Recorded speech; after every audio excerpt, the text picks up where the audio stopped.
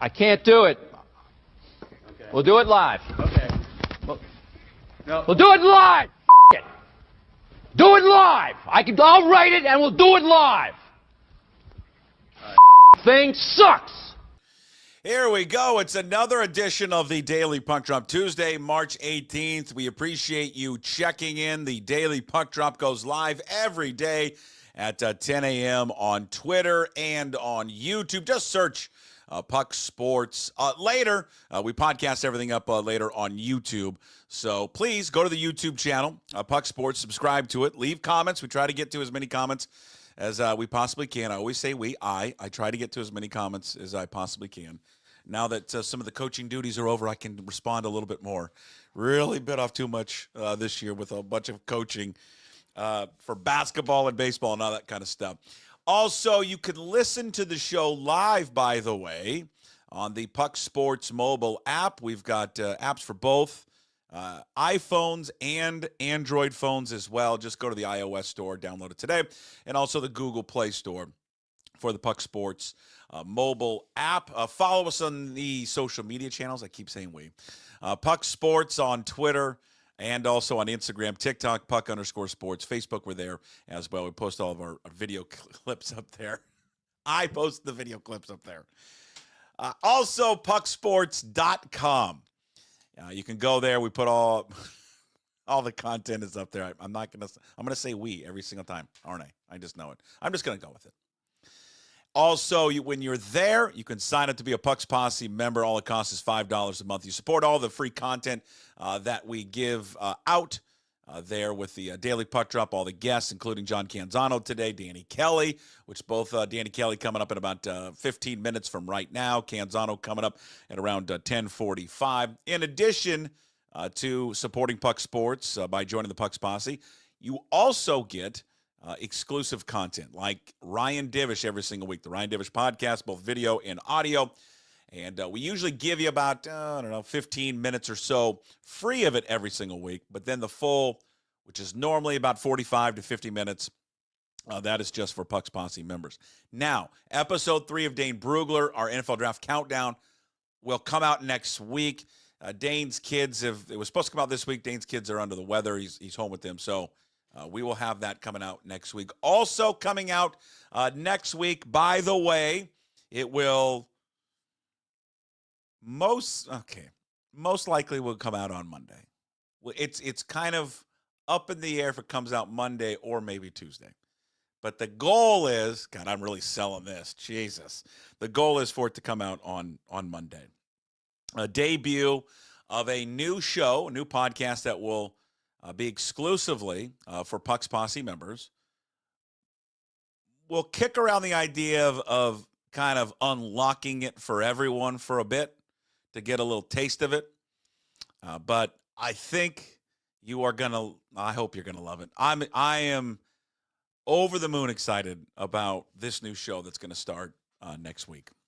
And to be able to work with these individuals is going to be just a real highlight for me. So it'll be coming out next week. It's titled The Sports Pit Podcast. So it's going to be coming out next week. And you're kind of an old school sports radio fan. You're going to, I think, really enjoy it. Of just 3 individuals yakking it up. All right, that will debut next week. So sign up today, please. Pucksports.com. If you're watching the stream, that QR code, if you take a picture of that, we'll take you right there as well. Of course, we are broadcasting from the world-renowned Limback Lumber Studios. By the way, Limback Lumber, I think I've said this. They are the sponsor of our Little League team this year. Last year, Little League for us. And they already had this, but they have this. I'll bring it in. I'll go get it from the car. Like a real maple bat that they had made with like Limback lumber all over, and it's beautiful. All Limback lumber etched into it. It's kind of like the Wonder Boy bat from the Natural. Anyways, they gifted it to us, so we'll be using that as our Limback lumber trident this year for every run we scored. So it's awesome. It's just Super cool. So big thanks to Limback Lumber, proud sponsors of Puck Sports and the studio, and they've been from the get-go. Can't thank those guys enough over there. Everyone involved with Limback Lumber. They are one of went in there yesterday, paid a visit to pick up the bat, just shoot the shit with those guys, and they're just so down to earth, so cool, so local. Again, if you have whether you're a do-it-yourselfer, small contractor, whatever. I know there's bigger stores you can go to, but go local. Try to buy. That's what we always express here as much as we can. Try to buy local as much as you can. And so if you have any wood needs, buy local and go to Limback Lumber. They got the largest stock moldings in the Northwest. Again, I've mentioned this many times before. It's old school service. I mean, everything, receipts, paper receipts. It's a handshake agreement. It's very, very old school. They've been doing it since 1930. Give them a call, 206-782-3487. Visit them online at limbacklumber.com. By the way, they've got great gear. Jackets, hats, shirts, old school retro stuff. It's very cool. All right, that's it. Coming up on the show, Mitch Haniger. We'll talk a little Mitchie. Seahawks offensive line help, which there's another new name mentioned by our good friend Mike Garafolo just moments ago. We'll talk about that. Danny Kelly from The Ringer is going to stop on by here in a little bit, and we'll talk NFL draft as we continue to count down the NFL draft. We will have Danny all the way through the draft, and then we'll I begrudgingly probably say goodbye for just a little while. Give Danny a break, but we'll take Danny all the way through the draft. And then John Canzano. We haven't talked to Johnny Cans in a few weeks. He's been on assignment. He's got something to celebrate, by the way, so we'll touch on that. We'll get to the whole AD of North Carolina sitting on the college basketball committee. Remember, months ago he told us that, right around March 20th, NCAA tournament, media deal could be on the horizon. So we'll get an update from Johnny Cans on that as well and other storylines. And I'm going to run a starting five for the Washington State basketball team, that if they had all stayed, what the starting five of the Wazoo basketball team would be entering the tournament. If there was no NIL. If there was no NIL, what the starting five would be. All right, let's get to Mitch Haniger. I was having a good conversation. I don't think he's going to get mad for me saying anything. I was chatting with Ryan Divish early this morning, just kind of texting back and forth just about, the roster. We're getting closer. Next week, the roster will come out, and we'll see who's on the team, who's not on the team. By the way, I should mention this. I don't think I've done a good enough job of mentioning this. There are no more shows this week. Yes, I know. Let's insert the joke, taking a lot of vacation. Well, when you run your own company, you can take as much vacation as you want. But I'm off tomorrow, the rest of the week. Wednesday through Friday.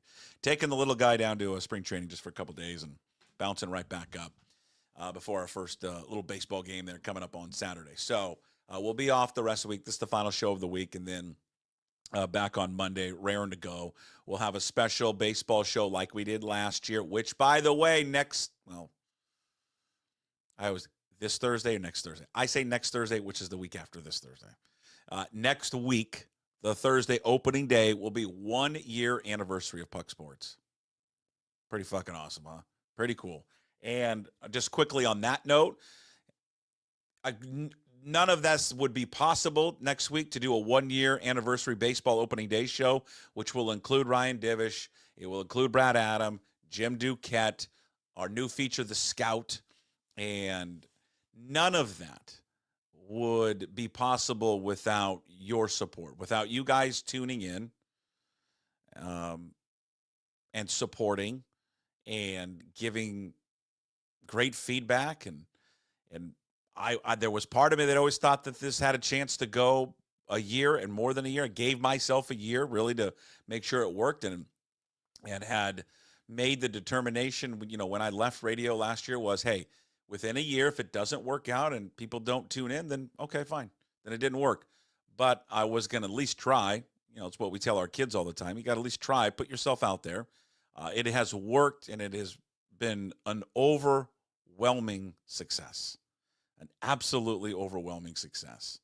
And a good portion of that goes to you. Because, again, we said this on radio a lot, but even on this platform, which we have invited a brand new audience. There's a lot of people that I get emails all the time. I never knew you were on radio. I just discovered you through YouTube or podcasts. And that's fair, and that's okay. It's wild that there's two different audiences. I mean, there's a lot of crossover, but then there's not a lot of crossover. But so for the ones that are brand new, thank you to those. For those who carried over from radio, thank you to you as well. So next week we'll be celebrating 1 year, which is, again, pretty awesome. So long-winded point of just saying we're off the rest of the week. Divish will be on next week.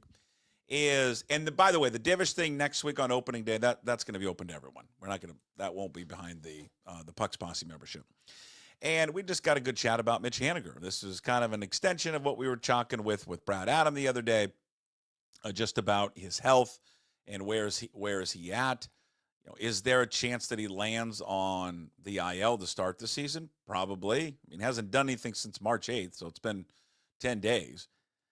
It begs the question, are the Mariners financially secure, which they are, but are they willing to eat I want to say, is it $17 million? Are they willing to eat the $17 million? Because what you can say about Mitch Haniger is this: he's positionless. He is a DH and DH only. You're not going to put him out in the field, and I guess maybe in a pinch you could, but you're not going to want to. He's a player that unfortunately has broken down as he's gotten older. And again, that's just a way of a baseball player, and that's just a way of sports. It just happens. You get older, you tend to break down. And again, many of us had said the same thing when they reacquired him. Unfortunately, and again, I know it comes off as a dig to him. I don't think that there's anyone that tries and to work as hard as they possibly can to get themselves healthy and ready for the season. I've talked to Divish and others and Brad all the time. So for anyone to maybe question his work ethic, why does he get hurt all the time? I think just sometimes that's out of control of the player. It just happens. Freak injuries, and they can do as much work behind the scenes as they possibly can, but they can't, plan for injuries. And your body just physically breaking down. And unfortunately, I think that's the appearance to me where we're at with Mitch Haniger, is that physically his body is just breaking down on him. And I don't think, and I hope I'm wrong, that you're ever going to get a healthier version of Mitch Haniger. And now for the Mariners, would they be willing? This is an organization that does not like to spend money. They don't like to lose money. Would this be an organization that would say, you know what, we'll eat the $17 million and just pay him, not on the team? And the idea of keeping him would be this: hey, you're already paying him, so what's the point? What's the harm in keeping him on the team? Well, the harm in keeping him on the team would be if he's not going to contribute because he can't stay healthy. That's the harm.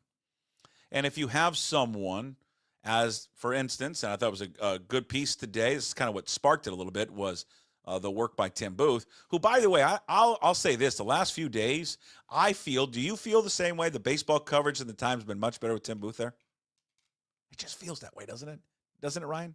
It just feels that way. But he wrote a piece on Rowdy Tellez, and listen, if Rowdy Tellez, and again, he's primarily just a DH too, but can he play first base as well? I mean, you have this just massive amount of bodies that are all like DH and play at the kind of the same positions. But if Rowdy Tellez can stay healthy and give you more pop and more power at primarily that DH position, then Rowdy Tellez is the answer. He just is. Because one of his ability to hit the ball and hit for power, will it 100% translate to T-Mobile? Probably not in the beginning of the season. When the weather heats up a little bit, yeah, the ball's going to travel a little bit more. He gives them something that I believe they have been, and I think a lot of people have said this, they have been void of a power bat for a long time from the left side. Now they have it. They got it with Luke Raley, but just that, more power bats from the left side to take advantage, there of right field at T-Mobile. So again, this decision, which I don't really think it's hard to make. I think it's hard to make because of how you personally feel about Mitch Haniger, but it's to build a roster and roster construction. I just don't think it's a tough decision. And you're not saving any money because you got to pay Mitch Haniger. But Mitch Haniger can't just be on the team because Mitch Haniger works hard. He's got to be on the team because he can participate. All right, we'll get more on that as the days go by when we talk about the Mariners and, of course, opening day coming up next week. All right, let's get into a little NFL. What does Danny Kelly feel about the Sam Darnold contract, Cooper Kupp, the fact they haven't signed an offensive lineman? We continue to count down to the NFL draft. Our NFL coverage is brought to you by Georgetown Brewery. And so we pause for a word from one of the great, not one of, it is the greatest brewery in all of the land. Drink Georgetown Tavern Beer, your new locally brewed domestic-style lager. 4.2% alcohol. Cheap, good, local. And Danny Kelly joins us now here from The Ringer, looking handsome as ever. Danny B. Kelly on Twitter and Blue Sky, senior staff writer, Ringer Fantasy Football Show, plus the Ringer NFL Draft Show. Again, Georgetown Brewery, georgetownbeer.com. Check out the new Tavern Beer at your local bar and brewery. Hey, real quickly before we get into the draft and the Seahawks and the Darnold and all that, you guys have a podcast, a show, The Rewatchables, that's on The Ringer. Right. Is it just for movies? Yes, I believe so. Is there a podcast on there that does TV shows? Yes, there's a bunch. Okay, there's The Watch, there's Prestige TV, there's a handful of them, yeah. Okay, does anyone recap The White Lotus by any chance? I believe that they're doing that on the Prestige TV podcast. Okay, because I need to watch and listen to let me double check that. Because that one this week, boy, did that have some stuff. Yeah, I haven't been watching The White Lotus, but I feel like I should. It's on they're doing it on the Prestige TV podcast. Okay, good. I'll tune in. I got to get a recap. What everybody else feels about it. I saw some clip with Sam Rockwell. That's the only thing I know. Oh, That's the Sam Rockwell monologue. Yeah. Is something else as the character that he was talking to when I'm blanking on his name. Mouth was on the floor. So was mine. Yeah, the entire time, and laughing and uncomfortable at the same time. So yeah. All right. Well, I'm gonna go check that out. All right. We're counting down to the NFL draft. We still are. What are we? A month and a half? Just over a month. Yeah. A month Make like a month and maybe 5-6 weeks. Okay. All going to blend together. Let's get into that. Let me start here first with the Sam Darnold signing. Yeah. And then the details coming out. This just gets better and better.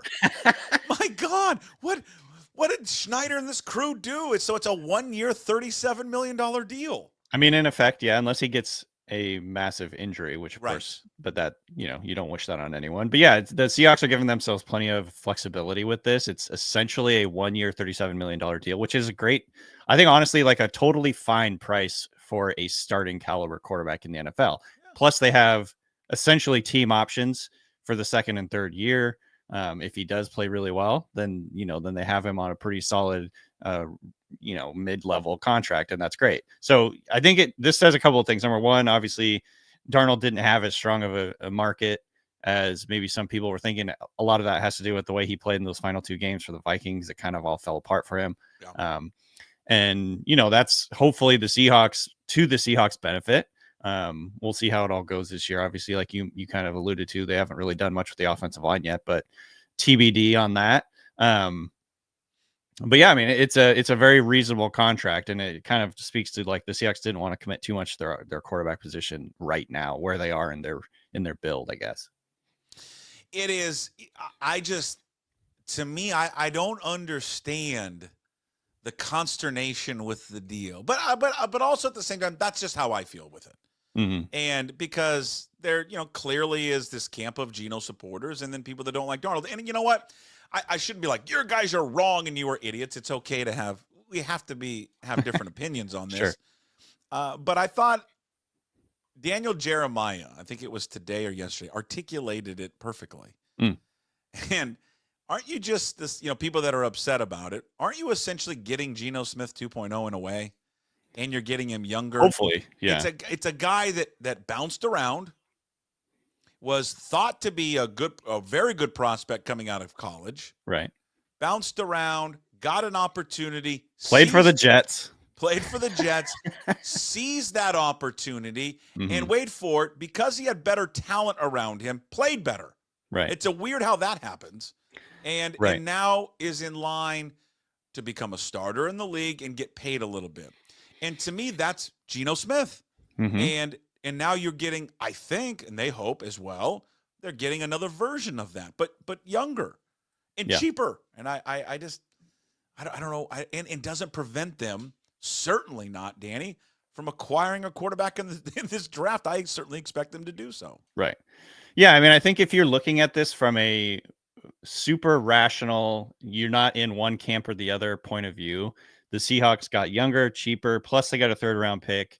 They were able to use that cap space that they were going to theoretically use on Geno and DK Metcalf to sign DeMarcus Lawrence. I'm sure that they're going and Cooper Kupp, and I'm sure that they're going to sign some other probably like 2nd or 3rd level, free agents, and then use that money to hopefully lock up guys long term that they want to lock up in the core group of this team. And so, yeah, I mean, like from a rational point of view, I can understand it. I think that there's emotion involved when you say you're losing Geno Smith, because he's an easy guy to be a fan of. But, at the end of the day, he's 34 years old, going to be 35 in this season. The history of quarterbacks 35 or older is just littered with guys that have completely fallen off. I think the Brady thing, to a lesser extent, the Aaron Rodgers thing, like those guys being able to play quite a bit longer in their careers, those are outliers. That's not the norm. I don't think that's like a normal thing for. It's called HGH. Yeah, that's what it's called. Thank God they don't test for that. But I mean, it's like, just look at like a guy like Matt Ryan, how quickly he kind of fell apart. There's tons and tons of examples of quarterback. I think the Seahawks just wanted to avoid sort of that cliff, and that's a gamble. 100% it's a gamble. But I think I can understand it from a team building, from a rational point of view. They just need to like make these replacements work in order for it to look good in the long run. If that makes, obviously. No, of course it does. You know what? These days blend together and these weeks blend together. Did we talk after? Have we talked since DK? Yes, right? I think we talked since DK. I don't think we've talked since Kupp. Kupp was on Friday. Yes, that's right. We have not talked to Kupp. Let's so we don't got to rehash DK. I swear these weeks just blend. I can't remember anything I'm with you. There anymore. I like what they did with Sam Darnold. I also understand that Sam Darnold is going to have success if, one, they can protect him. And I mean, but that would have been for Geno Smith the same way. So we still need to address the offensive line and see where they can go. I know we can get into it. They've got some guys that are coming in. In fact, I had a guy coming in today. What was Garofolo had texted me and tweeted it out. Dylan Radunz. Radins, yeah. Dylan Radins, man, guard from the Titans, is in town today. The Seahawks just, I think John Schneider in particular just has a type, man. He Radins is North Dakota State. There's a lot of people that are connecting the Seahawks to Gray Zabel. Yeah. I think that they like these like plucky, gritty, white, small school guys. Grit. A lot of grit, gym rats. Like zero star prospects. Let's get it all out. The first one in. Yeah. Last one to leave. So Radins. Radins is probably a real, film junkie. Oh, totally. Coach's son. Coach's son. I mean, the great grandfather coached the grandfather. The grandfather coached the dad. It's been generations of coaches in the Radins family. He former second rounder for the Titans. So maybe there is something there. 6'6", 301. Again, reminds me exactly of like this Gray Zabel guy who the Seahawks have been reportedly, or not reportedly, but a lot of people are sort of linking these two together because the Seahawks need interior offensive line help, and maybe he can provide that. So I don't know. That's interesting. I see where that goes. I know that Tevin Jenkins was in town. I don't know if they ended up getting very far with that. I have not heard a peep about that for a couple days. Hey, more the merrier, man. I don't know if these guys are good and whatever system they want to block in. I just want bodies. Just put bodies in there and let them compete. Yeah. And let's see what comes out. Just pick the 5 best. I mean, we know 2 of the 5, but just get as many bodies as you can, throw it against the wall, and hopefully something sticks. Yeah, I'm into that. Yeah. It's going to be interesting too, because it's a different scheme this year than it was last year in terms of the run game, or at least based on what we believe it's going to be. The wide zone, you get guys who are a little bit lighter, more athletic. So I could see them shifting quite a few of these guys and trying to, like you said, get a few guys in, try and see who works best and see who really can pick it up and how they can work together with the guys around them and try and find a good offensive line. Try to get like at least a league average offensive line. That would be great. This is a good point. Lunch pail. Lunch pail guy. Yeah. Lunch pail guy. Rob is right. You blue collar. Just love a good euphemism. I love blue collar, and I love lunch pail guy. That's Cooper Kupp too, right? Oh God, just a lunch pail guy. Come on, proud the pride of Yakima, of course, of course. He's just gritty. Pure grit. Great hands. Mm-hmm. Elite route fundamentals. Runner. Fundamentals. Oh, Jim. Yeah, you're right, Jeff. You're right, Jim Rat. Did you say plucky? I didn't, but that's a good one. Plucky was my favorite word for Pete Carroll. He's just a plucky guy. Oh, I love going down the stereotypes for players. It's just, my favorite. Just great old white euphemism. Sneaky, athletic, very intelligent. My favorite is when. Are you a college basketball fan?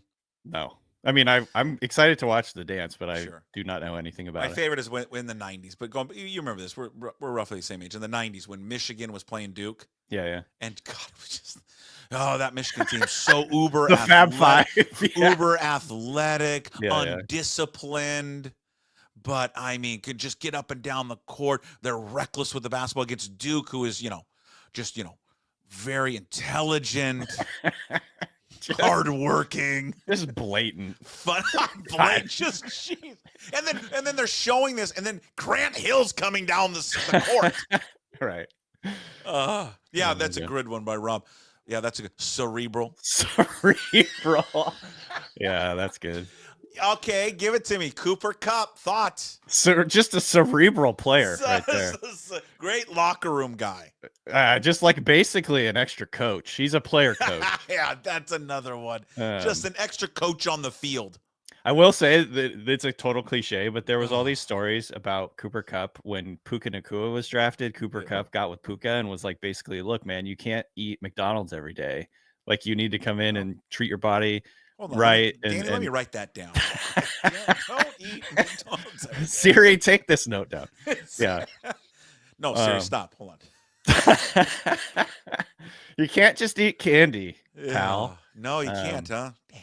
But yeah, so there was all these who knows if it's actually true, but there were all these stories that Cooper Kupp kind of mentored Puka Nacua, helped him out. They did the breakfast with Matt Stafford, included him. And the Cooper Kupp thing is like the breakfasts and the tape study with Matt Stafford, stuff of legends. They were coming in 5:00 in the morning and studying tape and eating breakfast together and all that stuff. So, it's a total cliche, but there might be some truth to the thought that Cooper Kupp is like a veteran guy that can kind of teach some of these young players how to be pros.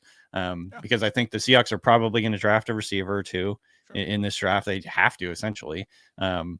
And getting a guy in that could teach players how to be pros, teach players the way to work and all that. There's theoretical upside in that. I think Kupp, if he can stay healthy, he's still a really good receiver. That's just the big question. Is in last 3 seasons he's gotten hurt. Can he stay healthy? Can he stay out there? I'm hoping so. But the Seahawks just needed another guy out there that's going to be like experienced, veteran, reliable for the most part when he's on the field. So I like the Cooper Kupp signing. I just think you have to go into it with, reasonable expectations that he's probably not going to play the whole year. He's probably going to get hurt for a little bit of time at least. and kind of go there. Go from there. I think if fans, because I threw a little cold water on it yesterday. Because I understand how excited people are for it, and it's a great name. Is Cooper Kupp homecoming? He's a Washington native, and all the that. fact that he has 10 already, and Nowusu is going. Excuse me. Hey, we're giving my number away now, but I like all of it. I think the things you said there are great. I think the fact that he can in that locker room can help even a young player still going in his third year in JSN and some of the other guys they have, and no doubt whoever that they acquire in the draft. I hope fans don't expect like 2021 Kupp. No, 21 like 1,900 yards and over 100 catches, and because I just don't think that's necessarily going to be him anymore. I just think this is 3 straight years where he has dealt. And the thing that I think is, buyer beware with him. It's the same injury. Right. He's had the hamstring, but it's that ankle that has got him every time, or has been a problem, had surgery on it. And I just think we talked about, or at least I talked about Mitch Haniger. You get older, your body breaks down.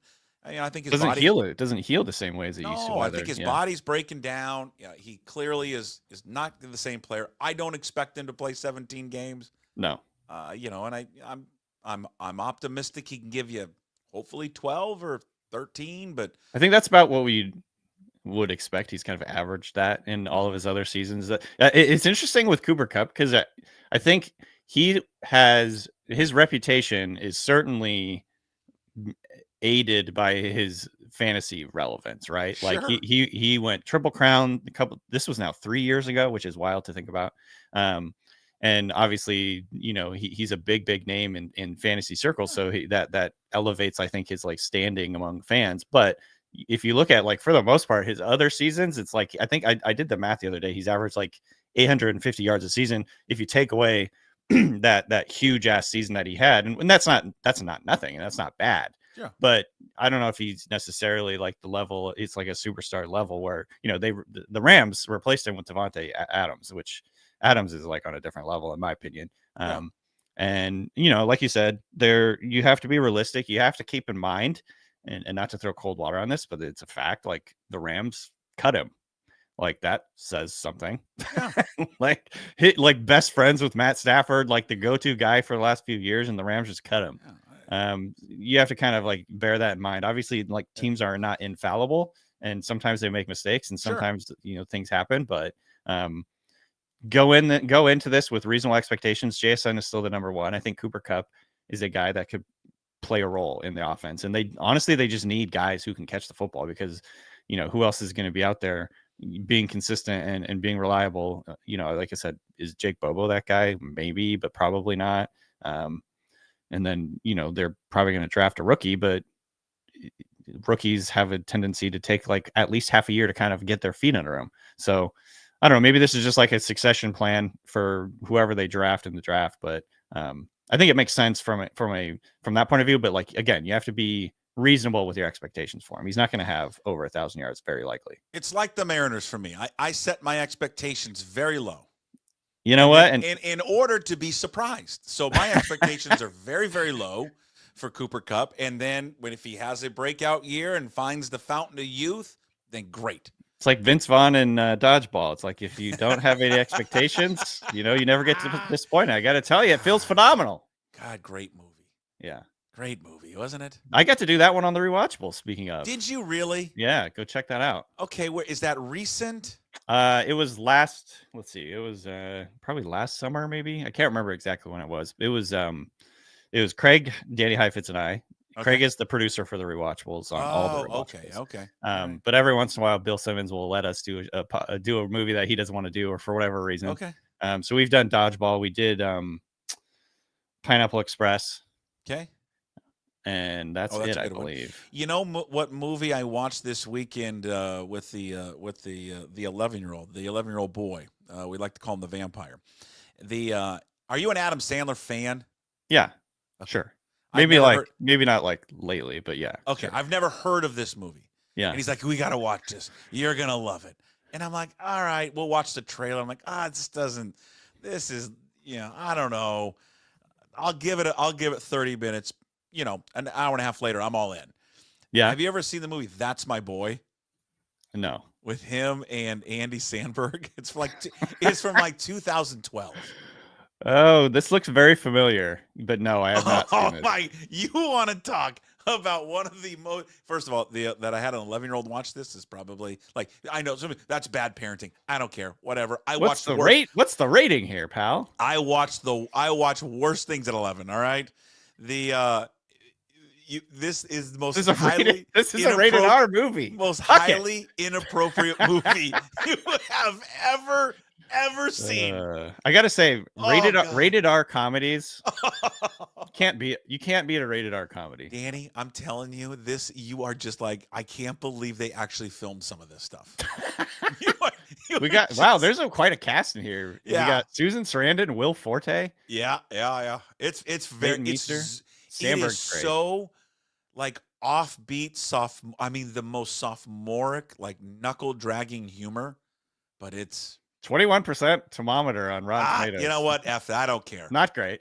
Doesn't matter. But there's 21% of people that did like it. So you know what? Just give Glass it a half full. shot. I would say give it a shot. Maybe you'll laugh. I don't know how we got sidetracked from Cooper Kupp, but so Adam Cooper Kupp, we're good with it. Adam Sandler just gritty. Yeah, he is gritty. I always like Adam Sandler and the shots they have of him, like when he's playing pickup basketball. He can ball.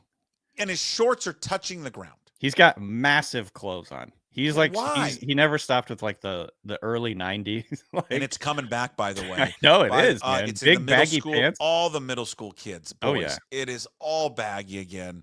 It's awful, dude. That's actually how you can tell that when you're old is like I'm going out now and buying clothes that I was wearing in high school. Yeah, and I'm like, this is great. My style. This is like it never really left. I kind of felt like I was just like, adapting to the times by wearing other weird stuff, but this was like what I grew up wearing. This is great. Hey, I was looking at a few mock drafts today, and one that came out, we brought up his name earlier, and that was Daniel Jeremiah, and he came out with one, and he has a player at 18. I don't think I have seen pegged to Seattle at 18 anywhere else, and that would be the tight end out of Michigan, Colston Loveland. Yeah. What do you think of Colston Loveland? That's an interesting one. I think it's interesting for a number of reasons. I think, number one, I don't know what the deal with Noah Fant is because they're kind of similar in style, where I would say more of a move tight end, more of like an F tight end where you're getting him lined up all over the formation, having him run around, not necessarily big on blocking in line, if that makes sense. It's kind of like and it's interesting because the word came out that Seahawks tried to go after Juwan Johnson, the former Saints, or he is the Saints tight end. He was a free agent, but then he re-signed with the Saints. But it sounded like the Seahawks made an offer to him, try and get him in. So there is some, logic there in the sense that this is the type of guy that the Seahawks might want to have in their offense. So where, a seam stretching guy, a guy that can get up the seam and create mismatches against linebackers, create mismatches against safeties. I think he's a really interesting prospect. He's almost certainly going to be in that area in terms of where he goes in the first round. And just another pass catcher, but I think he's the type of player that has the frame and like the athleticism to develop as a blocker. But right now, definitely more of like a move. Would that surprise you though? If they went that route? I mean, it certainly would surprise me. I'm a big fan, big fan, because they already have a Michigan tight end. A big fan of AJ Barner. I know. Yeah, that's a good point. I think they're kind of similar. Obviously, I think Colston Loveland is like a souped up version of that. Yeah. More athletic, more dynamic, but sneaky athletic, Dan. Sneaky athletic, lunch pail guy, gritty. Colston. Yeah, come on. Colston Loveland. Colston Loveland, the 14th. Yeah, no kidding, huh? But yeah, I think how many Sundays do you think he spent at the country club growing up? Yeah, his career is gonna get derailed because he just loves golf too much. Oh man. But no, I think I would be disappointed if it was a tight end, honestly. I think that's not necessarily like a big needle mover. Unless it's like a guy like Tyler Warren, which I think I would be okay with, but I don't know. Offensive line, give me a guy who's going to block and give Sam Darnold more time. Give me a guy on the defensive line who's going to get sacks. Yeah. I don't know. Tight end feels like not a luxury, but close to a luxury at this point. The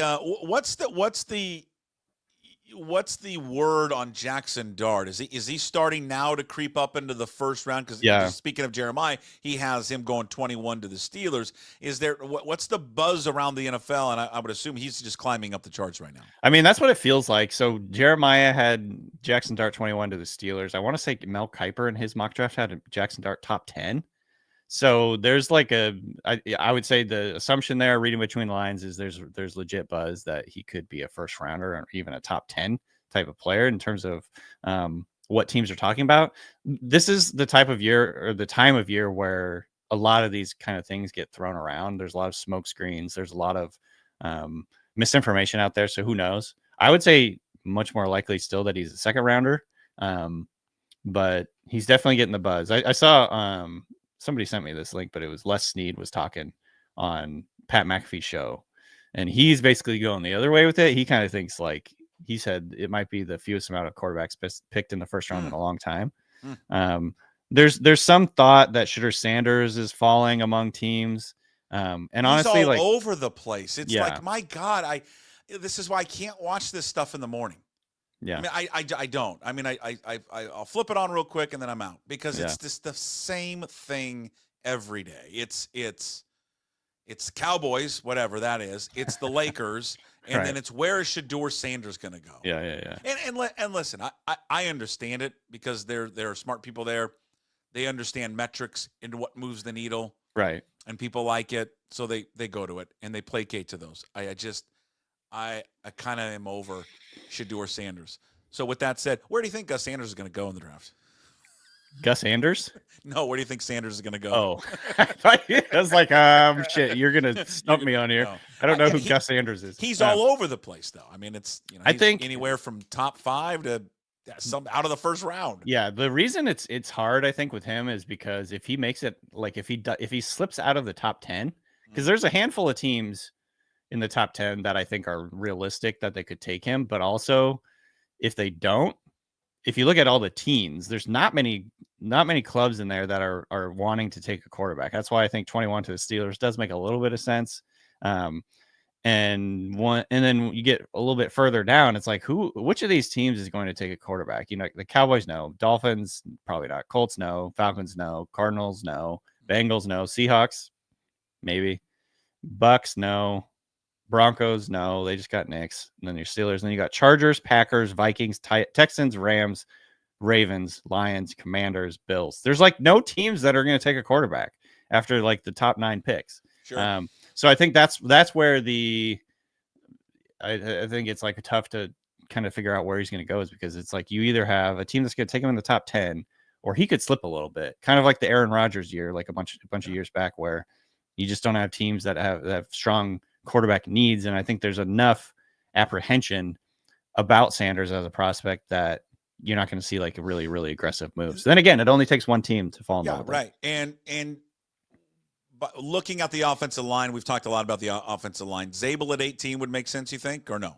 Yeah, I think so. I've been watching him a lot more lately because there's a lot of people connecting him to the Seahawks. And while I think there's some concerns based on he's like a small school guy, he's a tackle in college, and then they're probably going to move him to center maybe or guard.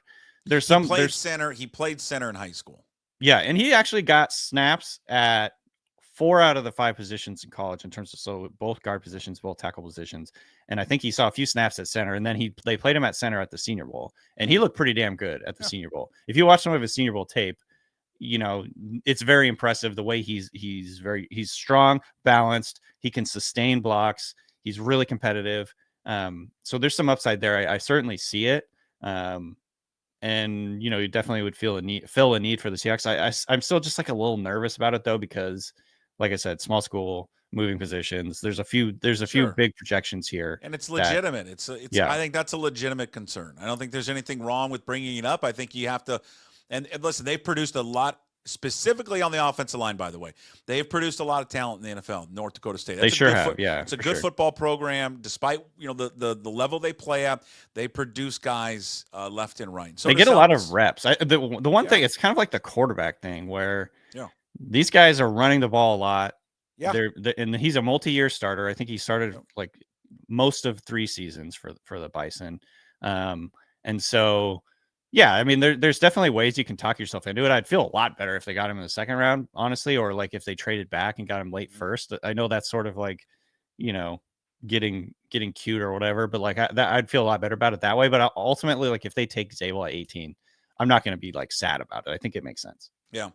All right. We will talk to you next week. We'll get more in the NFL draft, more NFL news. We'll see if they've signed an offensive lineman. Stay safe up there. All right. All right. Be gritty. Be the last person to leave. First in, last out. First in, last out. Just grind. I'm out here grinding tape. Like you don't even know. I actually am, because I have to write this draft guide. So Danny Kelly, lunch pail guy. All right, Danny, next week we'll see you. Sounds good, man. There he is, Danny B. Kelly from The Ringer. You can follow him on Twitter and Blue Sky at Danny B. Kelly, senior staff writer, Ringer Fantasy Football Show, Ringer NFL Draft Show. He'll have his NFL Draft Guide coming out soon. His weekly appearance in our NFL Draft coverage brought to you by Georgetown Brewery. Check out their brand new tasty tavern beer. Hey, do you like easy drinking domestic style lager beer? Remember when that used to be made here and then they left and then they make it someplace else now? Well, Georgetown Brewery now has a domestic style easy drinking lager, which is actually made in the state. It is called Tavern Beer, and you can find it at Georgetown Brewery and your local bar, and search georgetownbeer.com. Let's switch gears. We haven't talked to this guy in a few weeks. He's changed. It's like over the summer. You've changed. Thank you, man. Thanks. You're not the same person I knew 2 weeks ago. We all need to evolve. We need to evolve, and my evolution has been that my microphone that usually comes down this way is now it's broken. It broke, and so I'm holding it. Oh, yeah, I know. I'm holding it. You know how many times that happened on radio where I know. we'd have these, it was such a cheap construction they did, and everyone's yanking on the thing, and inevitably it would always break. Don't touch it, man. Don't touch it. Hey, how you doing? I'm doing well. It's been. Yeah? How are you? You look refreshed. You've been all over the place. My kids told me this morning at breakfast. My kids said, "Hey, Dad, you have bags under your eyes," and I was like, "Hey, warm fuzzies. Can we have some warm fuzzies here at the table? Like, let's build each other up." Well, you've the been whole working world trying hard. to drag you down. Yeah, John Canzano's with us. We haven't talked to him in a few weeks. Of course, johncanzano.com. Brought to you by Zeke's Pizza, homegrown in the Northwest, zekespizza.com. Follow John there on Twitter and Blue Sky as well, John Canzano BFT, Bald Face Truth Radio, Portland, Oregon, 3 to 6 p.m. every single day. And he joins us inside the Limbeck Lumber Studios. All right. You've been where have you been? You've been in Vegas. I went to Vegas twice since we've talked. Like, you have a gambling problem, don't you? I went for the WCC tournament. Fantastic. Watched the men's and women's tournament. Wrote a bunch about that. Wrote about UNLV. Kind of dove into the Pac-12 and UNLV. Then I came back because my 10-year-old, who's a 5th grader, had a choir performance. So I flew back, saw the choir performance. It was a 10, and then I turned back around and went back to Vegas for the Mountain West Conference Championship game on Saturday.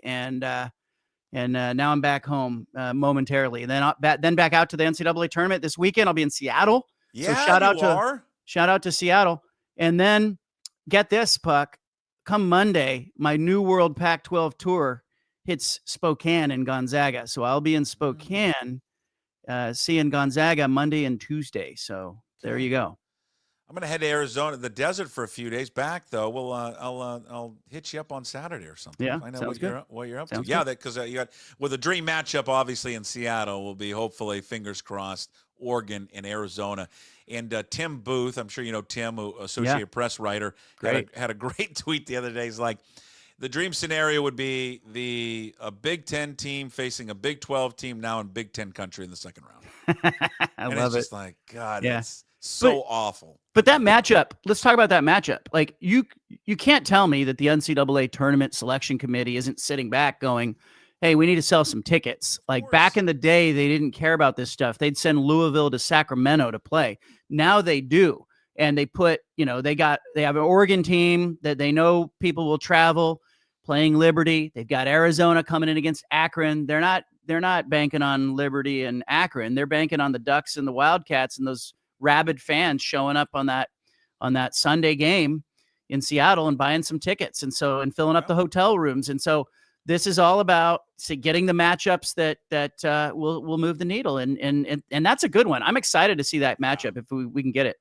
They always do this. Look at what bracket is that? Is that in the South? Look at the second round bracket if St. John's and Arkansas wins. Yeah, Patino versus Calipari. I mean, come on, they always do this. It's kind of it's always been a thing there with the NCAA. Speaking of that, what did you make of this? I mean, the controversy around Bubba Cunningham. And God, I love the fact that his name is Bubba. Yeah. And he's the AD at North Carolina. And then when they put him up on TV, it looked, speaking of bags under his eyes, looked like that guy had slept in weeks and has just been living off bourbon.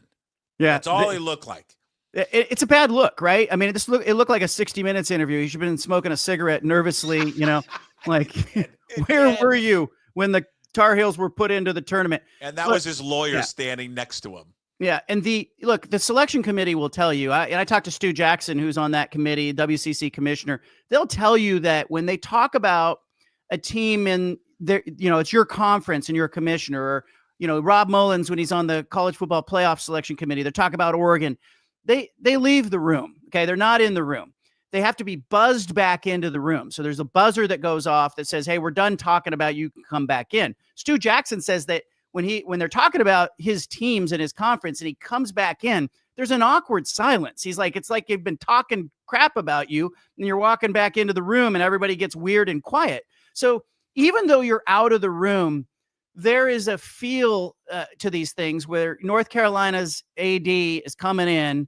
There's some pressure to put North Carolina in. And at the very least, it's just a bad look to have the athletic director at North Carolina who has a bonus attached to his contract. If $100,000 bonus. It's just a bad look. Now, I think their most defensible position is what we were kind of talking about with Oregon and Arizona. The most defensible position would be, hey, it's a brand name.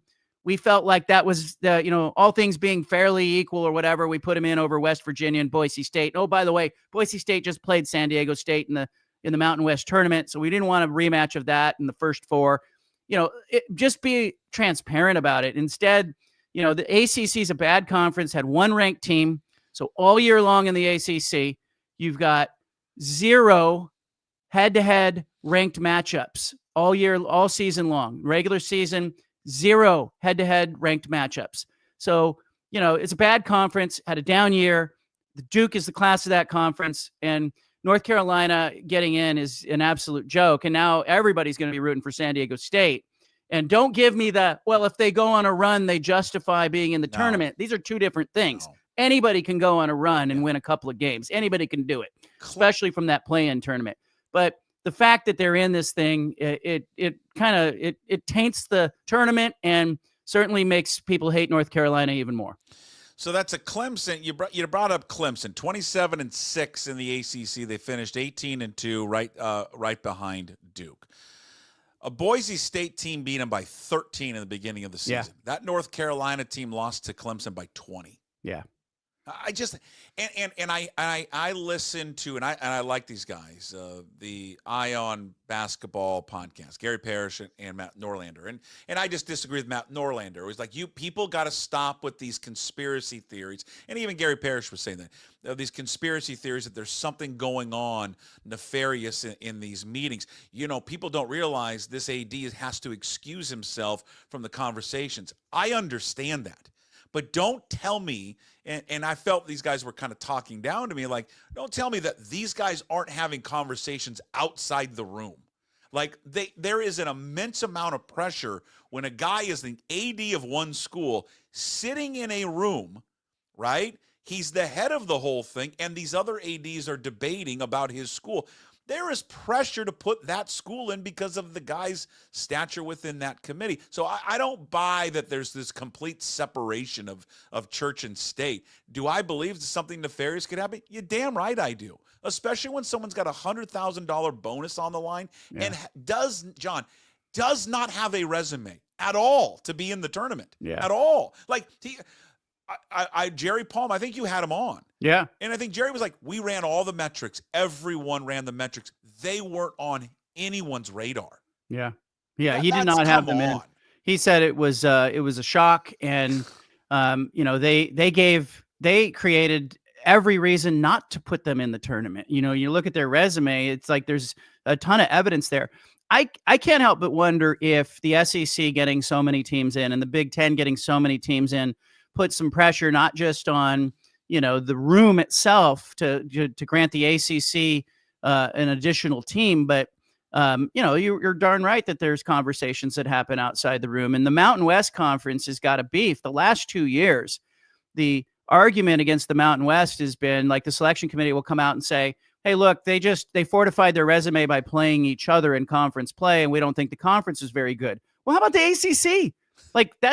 And how about the SEC in football? That's what happens in every selection committee room where they talk about, who's good and who's not good. It proved true in football. I think it's going to prove true in basketball as well. I mean, I even have questions like Duke looks fantastic and they're an outlier in the ACC. Mm-hmm. They're deep even without Cooper Flag healthy. They're still deep and they're good. They rolled through the ACC tournament without their best player. I think it says as much about the ACC as it does Duke. Agreed. Agreed. I think everyone's intelligent enough to understand that if it wasn't, who they are and their colors and their logo, they would not have been in the tournament. And we have got to get away. I think we've discussed this before. I've screamed for years about this, like everyone else has. Especially with college football, there is no way athletic directors who currently are working at a school should be on these committees. They have a bias and a loyalty to A, their school, and B, their conference. It's like, who's for college football? Is it Ward Manuel? Yeah, Ward Manuel, Michigan's AD. Yep. And he has no right being on that. Yeah, and before that, it was Rob Mullins, the Oregon AD. It's a conflict of interest. Yeah, a major conflict of interest. I was talking to somebody recently who worked with the NCAA, like Google Analytics, who worked on like their StatCast and all that information, and they were going to work with the NCAA, like on the kind of like it would basically replace the RPI. Okay, the NCAA, it was too good. What Google had created was too good, and it would have been so foolproof that it would have eliminated the committee. So, but they were like, we just, basically it was, we can't eliminate the committee. We need a human element in there. Yeah. You got to have the human offer influence. We need another committee and another meeting. That's what we need in the world. So, let's have another committee on the committee. But the ADs use that chair role, the CFP role, and the NCAA basketball tournament chair role. They use it often to position themselves for another job. It's something they can put on the resume, and it's, but this is the first time I've seen out and out, like some real questions about, was there undue influence? West Virginia's all kinds of mad. You don't want to piss off West Virginia. I mean, they're all kinds of upset. Boss Hogg is over there. The governor, he got the attorney general's attention on this thing. They're going to be looking at cell phone records and backroom dealings, and they're going to get to the bottom of it. But it kind of sucks because the other thing that's being talked about is the expansion of the tournament. And Puck, are we to believe then that the expansion of this tournament would have included West Virginia and Boise State? No, they're going to put more automatic qualifiers from the Power Four conferences. We don't want to see these teams play. I don't want to see North Carolina play another game. I like to see Boise State or West Virginia in that spot. And here's the other thing. The committee sort of indicts itself, because if you look at the actual seed rankings, they have North Carolina seated behind Drake. Drake was an automatic qualifier. They won their conference tournament. That's how they got in. They were not getting into the tournament unless they won their conference tournament. But the committee seated Drake overall in the list in front of North Carolina. So it tells me, like, if you just switch the resumes and you're blindly looking at their resume, North Carolina's not in this field. It shouldn't be in the field. All right. What some of the chances of the defectors? Who do you like? Who do you like the most in the tournament?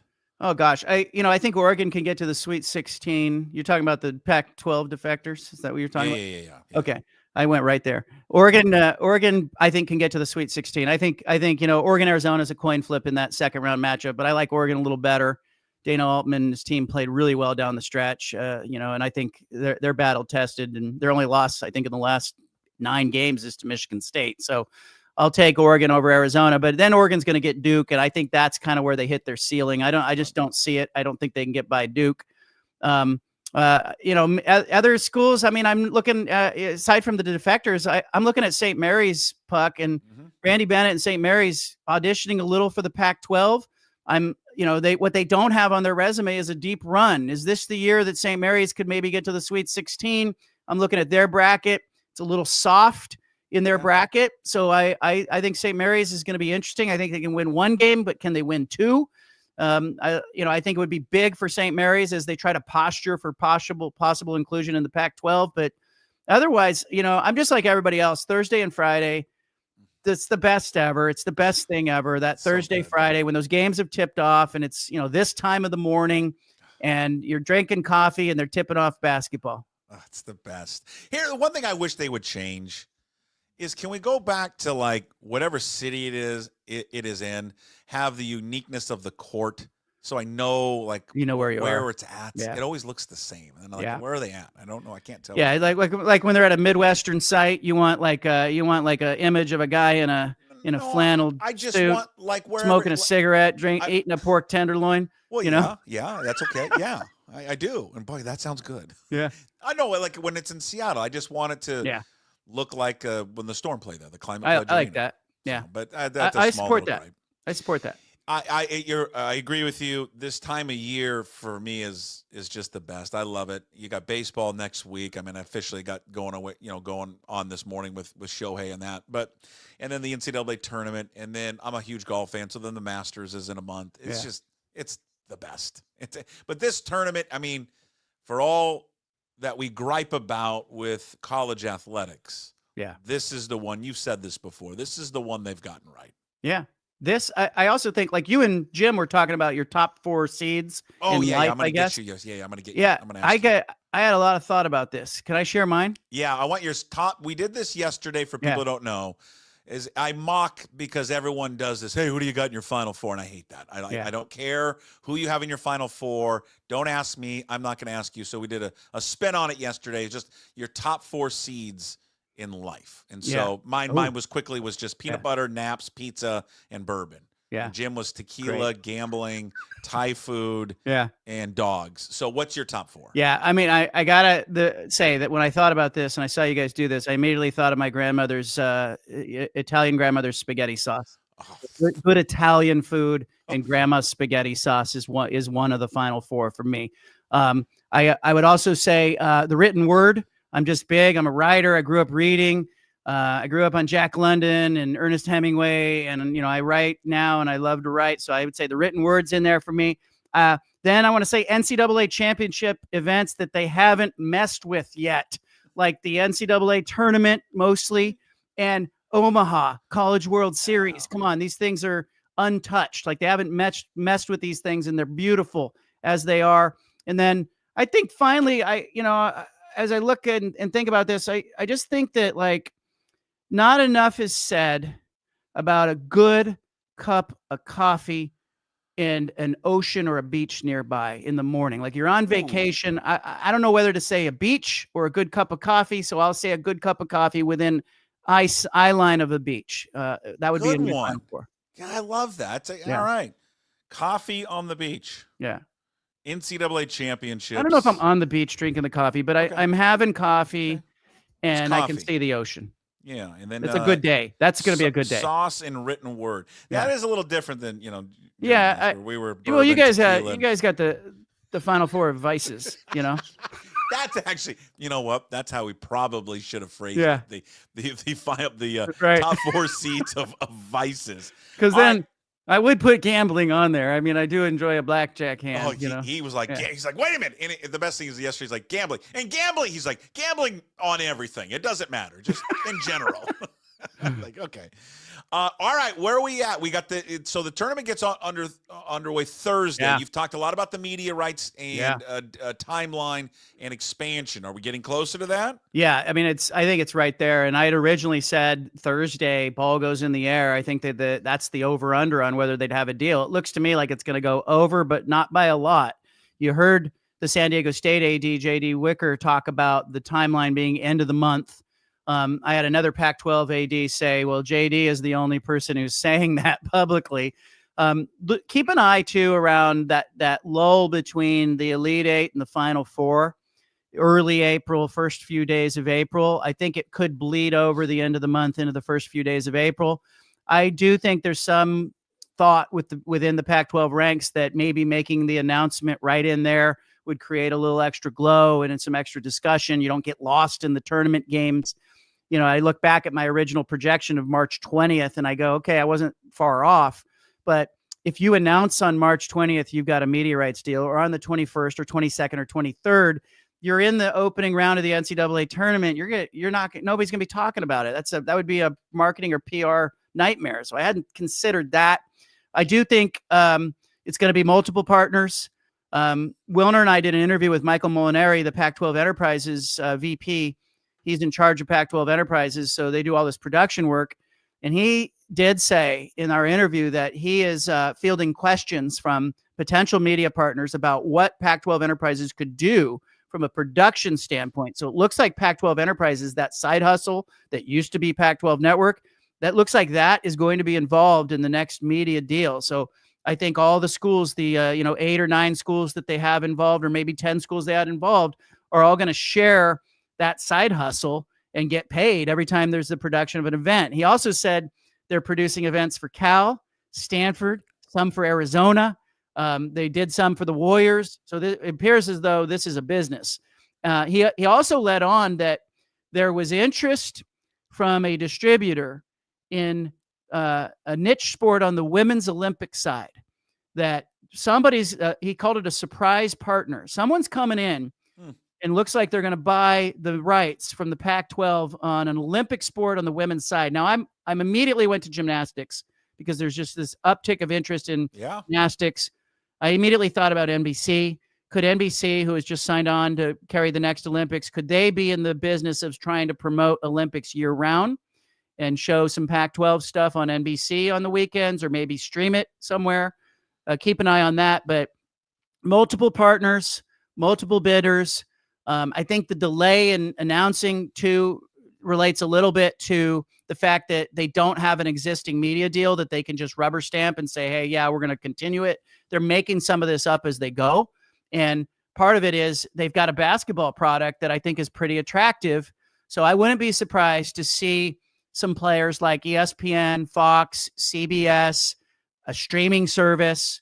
I wouldn't be surprised to see them all coming in on this in different ways. And you know, the overarching feel, I think, is optimistic and positive, but I don't think it's going to be much longer.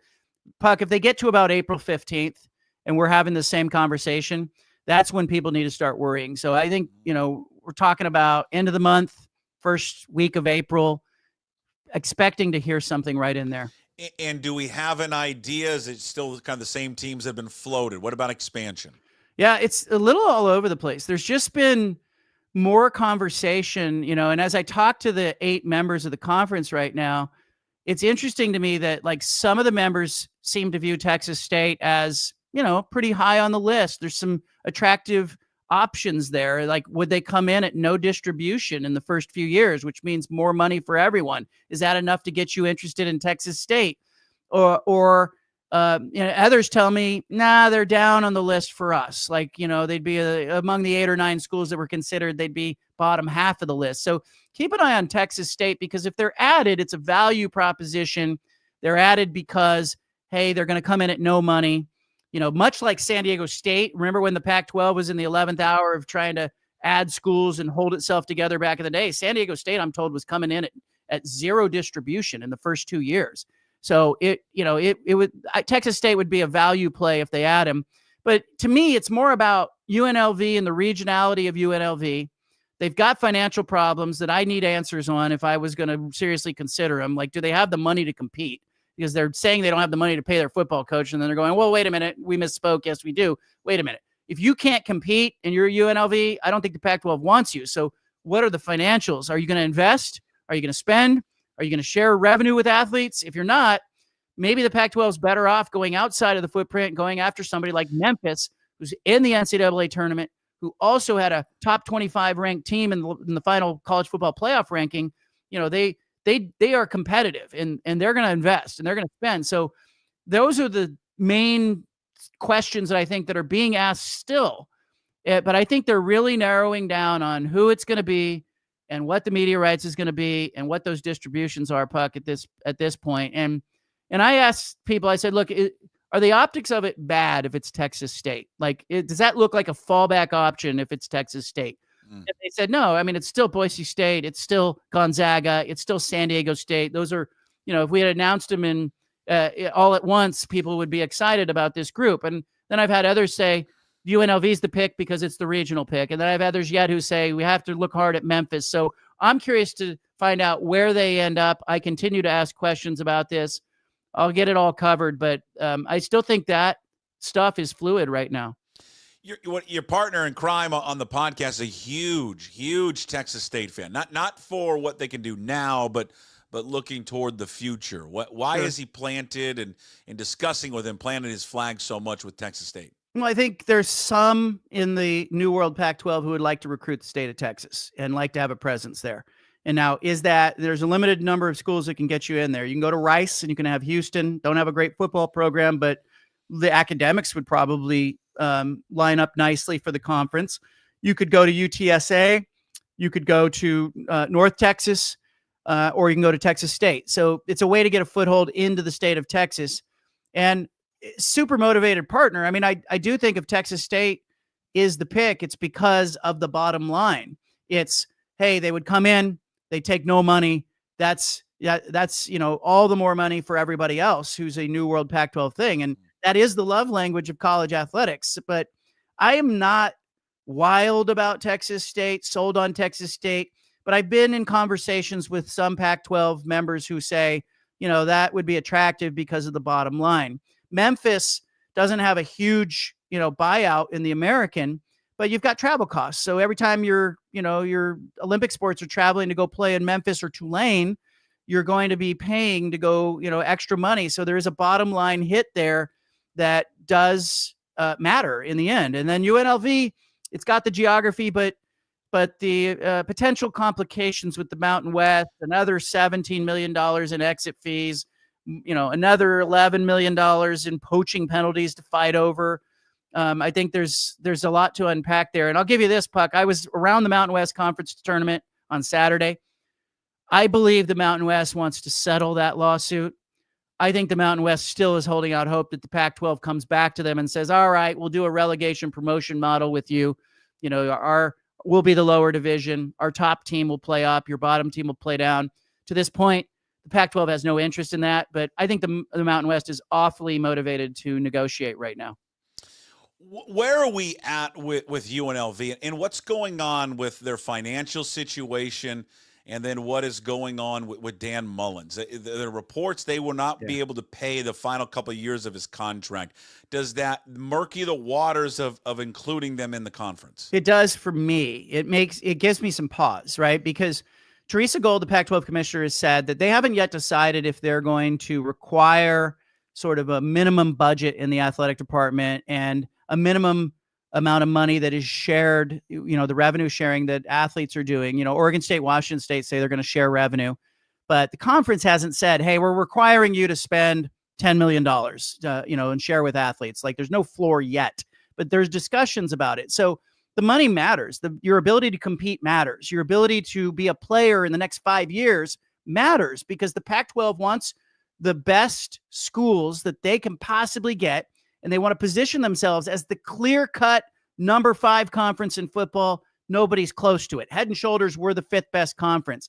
And in basketball, maybe the 4th best conference or the 3rd best conference if everything breaks right for them. Like, you know, they want to position themselves in a way that, hey, we matter. We've got a bunch of teams that are punching above their weight. and a bunch of schools that are interested in winning. So UNLV's athletic director is pleading poverty publicly. And it's not a new thing. Like a lot of ADs are out there saying, we don't have the money. We need you to invest. We need our donors to step up. We need our board, our trustees to slide some money to the athletic department. We need the legislators in the state to give us some money. Everybody's doing that. But the UNLV AD did a dumber than dumb thing. He says, we only have the money to pay Dan Mullen 2 years. Well, who do you think called him right after he got done saying that? Like, Dan Mullen and Dan Mullen's agent are going to be on the phone going, what? Like, and so he had to walk that back. And to me, it was just such a bad look. While you're also, your university president's been pushed out, or operating at a $25 to $27 million deficit in the next fiscal year. They don't have any money. And so if I'm Teresa Gold or I'm the 8 schools in the Pac-12, I'm looking over at UNLV going, hey, we'd love to be in Vegas. You make sense geographically. But if we invite you in, are you a bottom feeder? Or like, can you spend? Or, the sleeping giant that we think UNLV is, can you be that or not? Because if not, maybe the better thing is to go chase Memphis or to go to Texas State and just say, hey, if we're going to take a school that doesn't want any distribution, the motivation at Texas State and the motivation you see at Memphis and that will to win, does that exist at UNLV? So that is definitely a question, I think, as you consider the running Rebels. This isn't a surprise what the NCAA has done this week, was that this has been happening, I guess, illegally forever since the NIL came to fruition. But they are now going to allow athletes to officially negotiate NIL deals before they sign. This has been happening, John. Is this a big deal or not a big deal? Well, it's the NCAA saying we don't want a lawsuit. We're not going to stand in the way of this. They just don't want another lawsuit. They're like, hey, not our thing. No. But I think it's problematic because now you're talking about, all right, so before you get to campus, I'm a high-level recruit. Can I negotiate a bonus if I commit to you verbally? Like, is that, if I make a verbal commitment to you, can I collect a $100,000 bonus? And then it's non-binding. And so it opens up some doors, I think, for some schools that have some money to throw around to just go around and sort of incentivize the commitment to the school even before there's an arrival in the school. And I kind of think about, Oregon had a 5-star quarterback from Hawaii, Jaren Sagapolatelli, who ended up coming to campus, enrolling early, stayed like 2 weeks, felt like he was neglected, jumped in the portal and wanted to go to Cal. Like he hadn't even, like the coaches hadn't even really talked to him.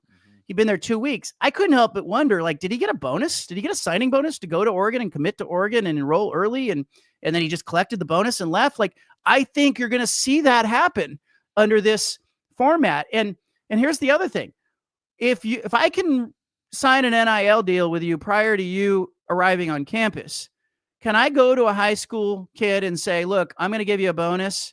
I'm going to give you an NIL deal, but I want you to go to community college, play football at a local community college, and then you come to me? I mean, I don't know, like, the guardrails that are already not there. I don't know that this is smart because I think it's going to end up with everybody finding new loopholes. Yeah. All right. Before we go, I want to congratulate you. Oh, thanks. Yeah. A week ago, you celebrated 3 years of going out on your own. How about that, huh? Yeah. Take a bow, sir. And look who you've inspired. This new age of media. Guys like myself and others. I love it. Good job. Look, it was a leap of faith, but I got to say this. There are small business owners who are watching this, and there are people who are watching this who have made career leaps when knowing that, they didn't know what was going to happen next. And it was a scary thing for me to leave a newspaper that I could have stayed at until I was 100 years old and just strummed my guitar and been there. But I was watching the disintegration of the newsroom. We've seen it across the country. And I started talking to small business owners. I talked to a guy who owned a window and door company. I talked to another guy who built an insurance agency. And I said, what is that like for you to wake up every day and know that you have that pressure over you to perform? Puck, you know it now. And they said it's the most exhilarating, rewarding thing in their professional career. And I got to say, I look back on it in the last 3 years, it's been a blur. It's been amazing. I've got so many readers that I love working for the readers. You're working for your viewers and your listeners. You're in a different relationship now, and that's how it should be. You shouldn't be working for some company that's trying to get clicks or trying to farm engagement. And instead, you're just doing good work. And the people who want to watch you, people want to read me, they're in it. And beyond that, you're not just reading me. I've got 3 daughters. You're supporting my family. I got a daughter in college. So I just appreciate those readers so much. And I meet them and I literally want to hug them because it's like, hey, I want to hug you for being in it with me. And so the last 3 years have been awesome. Having the most fun that I've ever had. And more people reading me than ever. And it's just been really cool. Go get a subscription today, johncanzano.com. And again, it's just a major compliment to you that you were able to do that 3 years ago, last week. And we've talked about this a lot. I mean, off the air, but just how you inspired me to do it. I'll celebrate a year next week, next Thursday, to doing it. And you're right. It has gone fast. It's scary. It's fun. But it's exhilarating just to steal what you said. And I couldn't have done it without your advice and support. So thank you very much. And continue to read all of John's work. Again, johncanzano.com. I want to give this to you real quick before you go. Actually, one more thing. Do you know, if we didn't have the NIL, I just randomly thought this morning. Yeah. And Kyle Smith was still the coach at Washington State. You want to know the starting 5 of his basketball team right now? Point guard is Miles Rice. Okay. His shooting guard is Jalen Wells. His starting front line is Muhammad Gay, 6'10". Yeah. He plays for the Hawks now.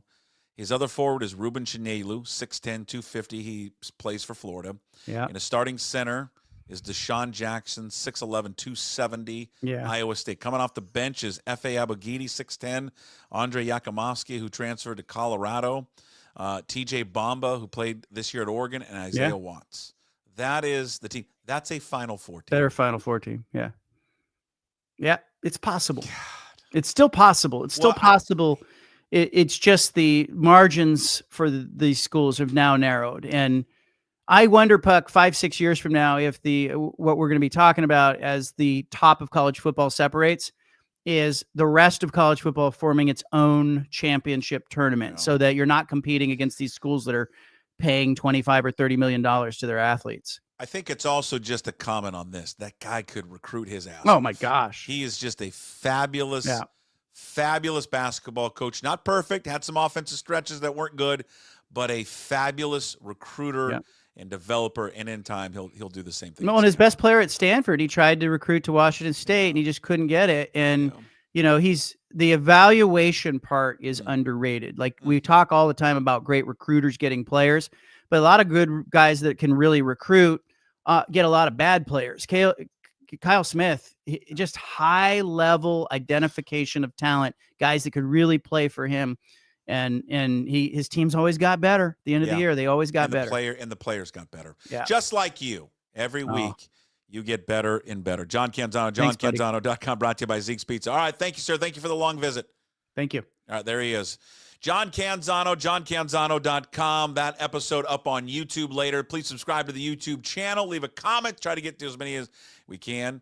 And also, as part of the podcast, he will be in the Daily Puck Drop, which will come out later today. Big thanks to Zeke's Pizza for always sponsoring John Canzano, johncanzano.com. And again, he joins us from the Limback Lumber Studios. And I'll just echo again what we said. Last week was 3 years for him. I wouldn't be able to celebrate a year next week without John's support. We talked a lot leading up to that process, and he was the best and the best sounding board of advice. And Cougar fans, any Cougar fans watching and listening, that makes you a little sick, huh? Miles Rice, Jalen Wells, Muhammad Gay, Deshaun Jackson, Ruben Chinelu, your starting 5. God, Lord almighty. That team is cutting down. Let's dream big. That team is cutting down the nets. God. But it really is just a comment more, as I mentioned there, of just how good Kyle Smith was a coach and as a recruiter, and certainly as developing talent, because it's just remarkable how good he is at that. So, all right, let's get to it. Let's wrap up the show here with the Daily Puck Drop. with Hey What the Puck. This is the Daily Puck Drop. We wrap up every Daily Puck Drop with Hey What the Puck. It's brought to you by our good friends at Restoration One. You got any trouble with your commercial property, the residential property, fire damage, mold damage, water damage, whatever it is, they are the one-stop shop for you. Locally owned and operated. Make them your first call when those damages affect your residential or commercial property. 206-817-8917. Visit them online at restoration1.com, the North Seattle franchise.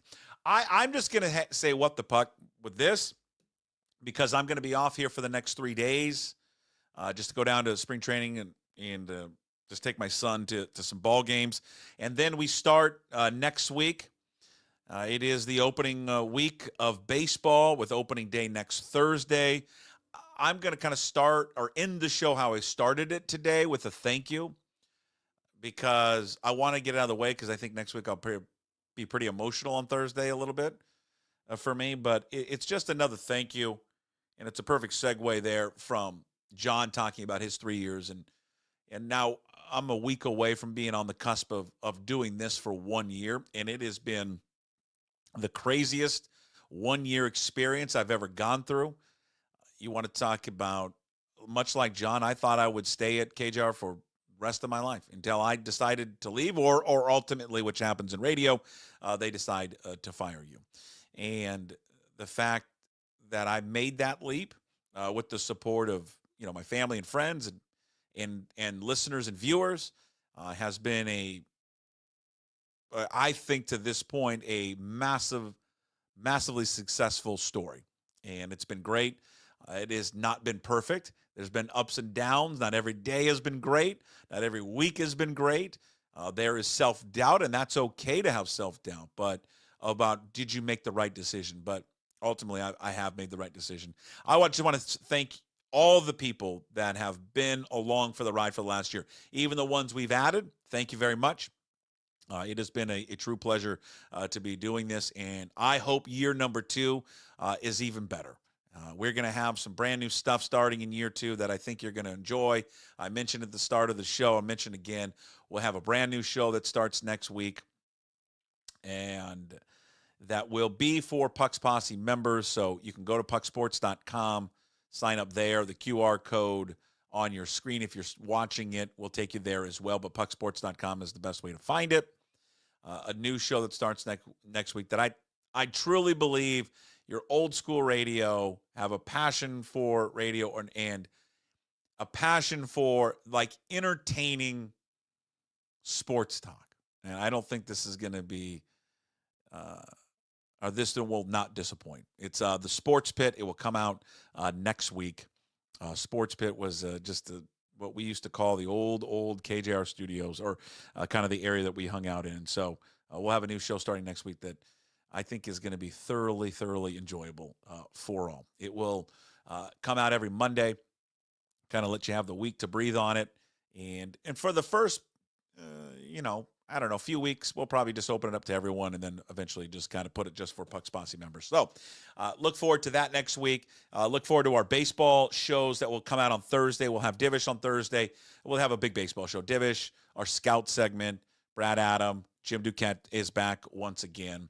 We'll still do our normal stuff of NFL guys through the draft, and then we'll give those guys a break, except for Garofalo we work him as a mule. Garofalo likes to stick around and be with us because you know what? The NFL doesn't sleep, and neither do we give rest to Canzano. He gets to, because John and I will talk about other stuff as well. So enjoy the rest of your week.